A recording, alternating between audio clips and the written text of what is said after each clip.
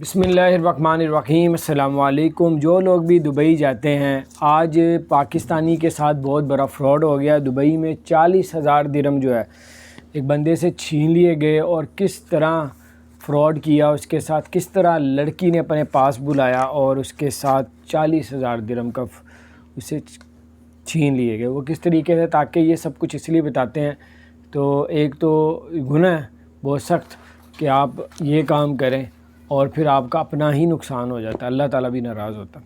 منع فرمایا اللہ نے ایسی چیزوں سے، بے حیائی کے کاموں سے۔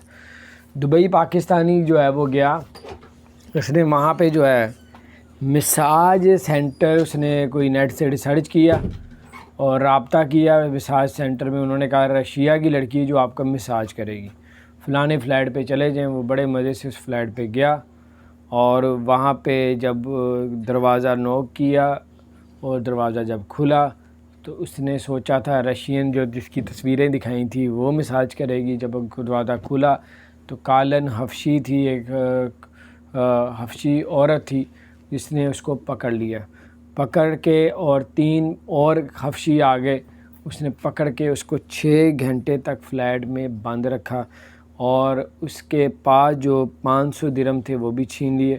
اس کے اکاؤنٹ میں 40,000 درہم تھے، وہ بھی جو ہے وہ نکال لیے، اور پھر 6 گھنٹے اپنے پاس رکھ کے تو اس کو باہر پھینک دیا۔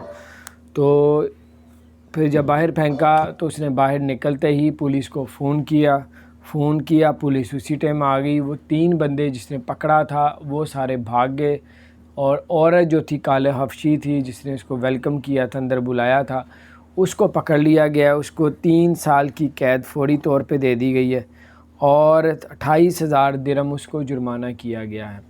اور باقی جو 3 بندے تھے جنہوں نے اس کے ساتھ یہ سلوک کیا، اس کی تلاش جاری ہے۔ تو بہرحال یہ بتانے کا مقصد ہے، باہر جاتے ہیں تو یہ دماغ میں گھومتا ہے یار مساج کراؤں، میں یہ کراؤں، وہ سخت گناہ ہے۔ اللہ کے نے منع فرمائے ان چیزوں سے۔ جس چیز سے اللہ تعالیٰ نے منع فرمایا وہ کبھی کام نہ کریں، تو اس میں کبھی بھی انسان جو ہے وہ سکون نہیں پاتا، ہمیشہ نقصان ہوتا ہے۔ تو جناب یہ صرف بتانے کا مقصد تھا کہ آپ باہر جاتے ہیں تو احتیاط کریں، ان کے چکروں میں نہ پڑیں۔